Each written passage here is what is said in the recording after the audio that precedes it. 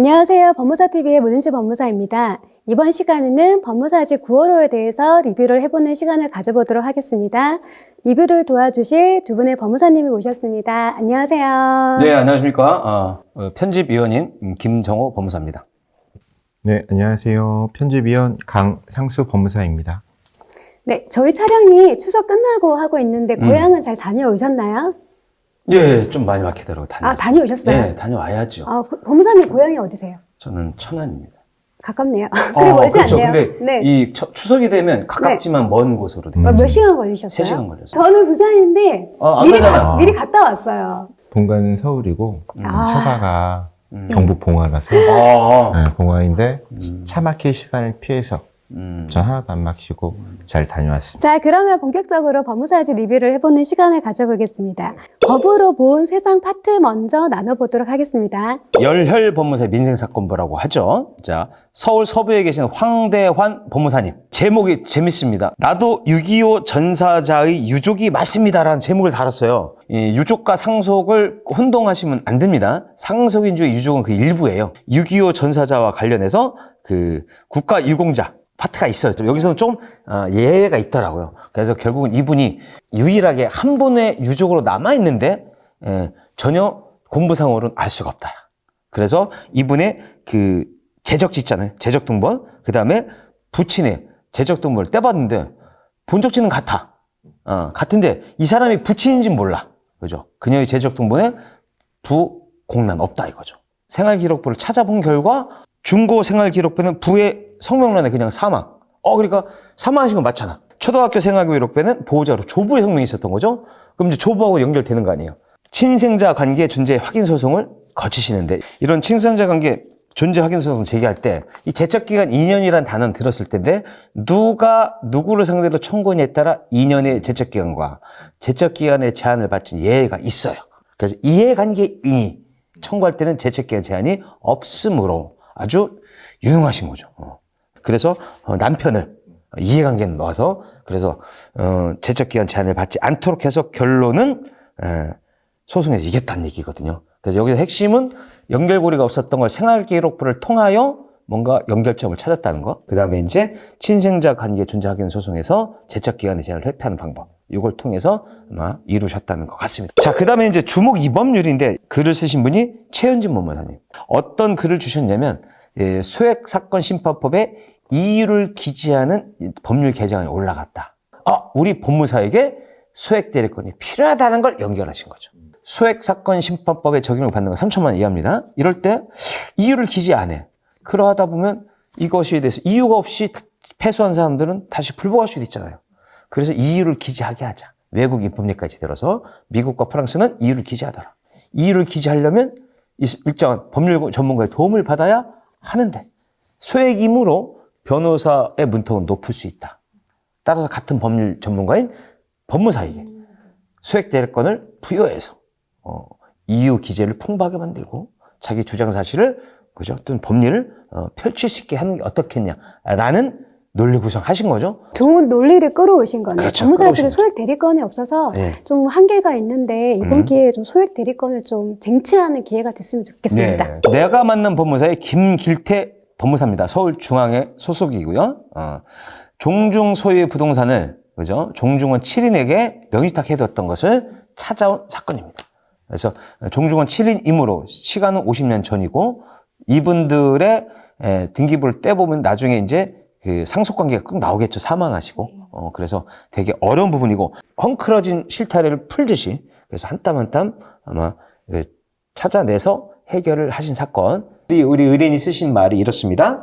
등기에 대해서는 법무사가 전문가라는 사실을 인정할 수밖에 없고 특히 사명감 없이는 하기 어려운 직업이란 것도 알았습니다. 김길태 법무사님 이 글을 보고 굉장히 뿌듯하셨을 것 같아요. 그렇겠죠. 네. 다음은 법무사 시시각각 파트에 대해서 나눠보도록 하겠습니다. 법무사 시시각각 파트에서 이번에 이슈와 쟁점 코너에서는 성유진 서울시 복지재단 소속 변호사님께서 미성년 상속인, 한정승인, 소급 적용에 대한 입법에 대해서 입법 설명과 입법 과제 등에 대해서 좋은 글을 기고해 주셨습니다. 현행법에 따르면 상속인이 미성년자인 경우에는 자신의 의사와 무관하게 법정 대리인의 결정에 따라서 채무가 상속되고 상속되지 않은 게 결정되는데 그 법정 대리인인 부모 중 일방이 연락이 되지 않거나 그 일방이 빚독촉을 받고 이 기간 내에 한정 승인, 상속 포기를 하지 못할 경우에는 그 배우자 일방뿐만 아니라 미성년 자녀에게까지 막대한 빚이 대물림되는 문제가 있었는데 이에 대해서 2020년 11월에 대법원 전원 합의체 판결을 통해 미성년 상속인에게 채무가 대물림되는 경우가 많이 발생하고 있는데 이에 대비하여 입법적으로 이 문제를 해결할 필요가 있다라고 제안해왔고 판결 이후에 입법론이 많이 얘기가 나오고 있고 총 9건이 지금 발의되어서 우리 변호사님께서 이 9건을 상세하게 설명해 주셨고 4가지 유형에 따라서 분리해서 글을 써놨으니까 업무에 참고하시면 도움이 될 것 같습니다. 두 번째로 조력 존엄사 법제화에 관련돼서 이지은 숭실대학교 법학과 교수님께서 글을 기고해 주셨습니다. 조력 존엄사. 네. 들어보셨나요? 저는 영화에서 본 것 같아요. 이 조력 존엄사라는 것은 그 대상자가 본인의 의사를 통해 담당 의사에게 조력을 받아 자신의 삶을 스스로 종결시키는 것을 말하는데 사실 이게 2022년 6월 15일 날 우리나라 최초로 법안이 발의가 되었습니다. 이 법제가 발의된 계기 그리고 이 발의된 이후에 의료계, 종교계, 기타 여러 단체의 비판론 뿐만 아니라 호스피스 제도의 활성화 그리고 우리 보라매 사건 등을 통한 우리 법원의 그 판단 이런 것들을 글에 기고해 놨으니까 한번 보시면 상당히 도움이 될 것 같습니다. 좀 이따 설명하겠지만은 더 파더라는 영화를 제가 추석 때 한번 보고 왔거든요. 전혀 상상도 못했던 관점에서 그 영화를 보게 됐는데 그 영화를 보고 이 글을 보다 보니까 생각이 사실 180도가 바뀌었어요. 나의 삶의 끝을 본인 스스로 정한다는 게 어떻게 보면 좀 잔인할 수도 있지만 또 어쩔 수 없이 연명치료하시는 분들 계시잖아요. 그런 분들한테는 존엄사가 필요한 게 아닐까라는 생각을 좀 해봤습니다. 정병국 법무사님께서 공제사고에 관한 글을 매달 올려주고 계시는데 우리 김정우 법무사님께서 소개시켜 주시겠습니다.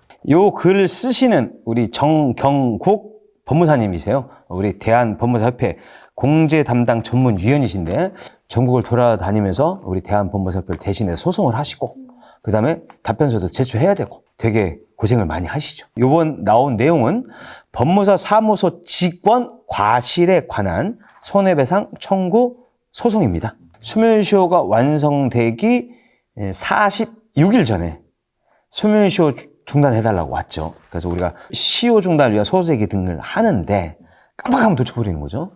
신청을 기준으로 시효 중단효가 나오니까 결론 직원의 과실이었는데 여기서 이제 항변을 했어요. 이 직원이 뭐냐 정식 직원이 아니다 라고 했지만 정황상 법원이 이거 주장은 또 받아들이지 않았고 또 하나는 등록되지 않았으니까 직원이 아니다 그랬는데 법원에서는 등록됐던 안 됐던 사무원 일을 한 것이니까 라고 하여 결국은 패소를 했죠. 또 하나는 이제 이거 한 이후에 배상을 해줬으니까 구상권 행사해야 되잖아요. 이제 요거와 관련해서도 아직 협회에 좀 돈이 많이 남아 회수해야 될 게 꽤 많아요. 그때 말씀 소개해드린 그 개인 책임 배상보험을 가입을 많이 하시더라고요. 이런 글을 보면서 혹시나 발생할 수 있는 사고에 대해서 예방하게 되기도 그렇죠. 하고 전문직 배상책임보험 가입도 홍보하는 효과도 있는 거. 맞습니다. 크게 비용이 들지 않으니까 해두시는 것도 좋을 것 같고 지난 8월 19일 한국신탁학회 학예학술대회가 열렸습니다. 총 5개 주제에 대해서 발제가 이루어졌고 이에 대한 토론이 있었는데요.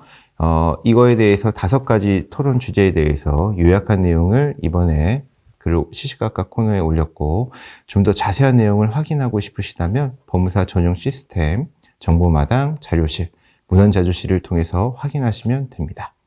다음은 하재의 법무사 소개 부탁드립니다.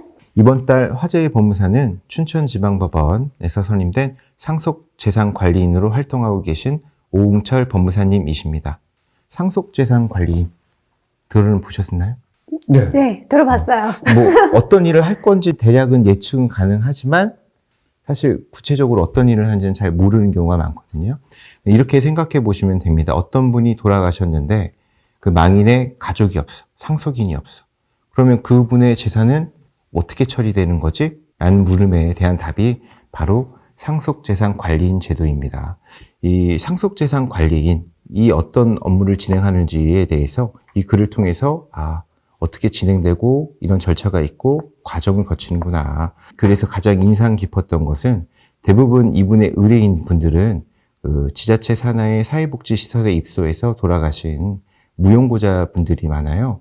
이 상속재산 관리인으로 활동하시면서 이분의 입장으로 잠시 생각해보고 돌아가신 망자를 위해 이분이 남기고 가신 재산 문제를 자신이 잘 해결해 줌으로써 이분의 영혼을 좀 달래주고 싶다는 글을 보면서 사실 뭐 다른 쪽으로 되게 깊은 감명을 받았습니다.